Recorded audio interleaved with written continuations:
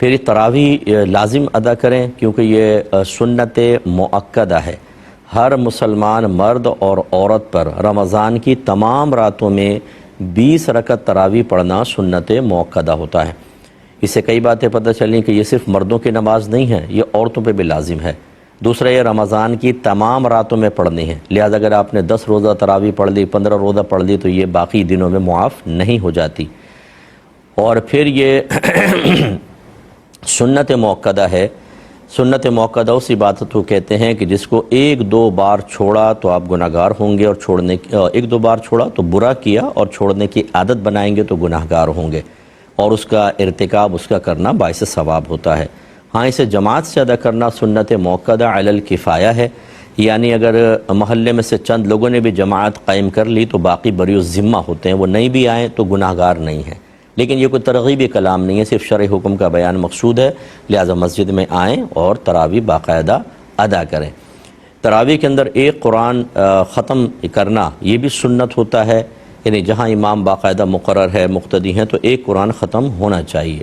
سننا پورا قرآن یہ سنت نہیں ہے، قرآن کا بیان کرنا، پورا قرآن سنانا یہ سنت کریمہ ہے۔ لہٰذا اگر فرض کر لیں کہ کسی نے کچھ تراویح ایک مسجد میں پڑھی، کچھ میں ایک، اور بیچ میں کوئی گیپ وغیرہ پڑ گیا تو اس سے کوئی مسئلہ نہیں ہے، کوئی ایسا نہیں ہے کہ وہ گناہگار ہوگا یا اس سے کوئی سنت مؤکدہ چھوٹ گئی تو برا کیا۔ اس کے علاوہ جب خدا نخواستہ کبھی یہ تراویح نکل جائے تو اس کی قضا نہیں ہوتی، یاد رکھیں۔ تراویح کا وقت بھی ذہن میں رکھیں کہ یہ عشاء کے فرض کے بعد پڑھی جائے گی، پہلے آپ نے عشاء کے فرض پڑھنے، اس کے بعد اگر آپ نے عشاء کے فرض نہیں پڑھے، جیسے بعض بھائی لیٹ پہنچتے ہیں، تراویح کی جماعت کھڑی ہو گئی، تو انہیں چاہیے کہ پہلے علیحدہ کم از کم فرض پڑھیں، پھر وہ تراویح کے اندر شامل ہوں۔ اور اگر ایسا نہیں کیا، ڈائریکٹ تراویح میں شامل ہو گئے تو یہ تراویح نہیں ہوگی، یہ نفل نماز ہو جائے گی، ٹھیک ہے نا، اور تراویح دوبارہ پڑھنی پڑے گی۔ اس لیے اگر فرض نہیں پڑھے ہیں تو پہلے فرض پڑھ کے پھر شامل جماعت تراویح ہوں۔ اور ایک مزید مسئلہ کہ وطر سے یہ پہلے بھی ہو سکتی ہے، وطر کے بعد بھی ہو سکتی ہے۔ رمضان میں وطر جماعت سے ہوتے ہیں، ویسے تو مسئلہ فقہا نے یہ لکھا کہ جس کو عشاء جماعت سے ملی وہی وطر جماعت سے پڑھے، لیکن یہ کوئی فرض یا واجب نہیں بیان کر رہے کہ لازم ہے ایسا ہو۔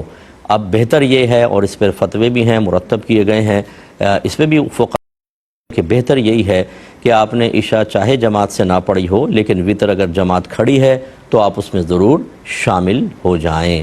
باقی اور یہ کہ 20 رکعت تراویح ہوتی ہے، جمہور کے نزدیک یہی مسئلہ ہے، لیکن اگر کوئی کہتا ہے کہ 8 رکعت ہمارے نزدیک تراویح ہے اور ہم اتنا ہی پڑھیں گے تو آپ جھگڑا نہ کریں، لیکن آپ 20 سے 8 کے اوپر نہ آئیں، آپ کو پوری 20 ہی پڑھنی چاہیے، کہ یہی صحابہ کرام علیہم رضوان کا اور 1500 سال میں جتنے اکابرین گزرے ہیں ان کا طریق یہی رہا ہے کہ انہوں نے 20 رکعت تراویح باقاعدہ جماعت سے ادا کی ہیں۔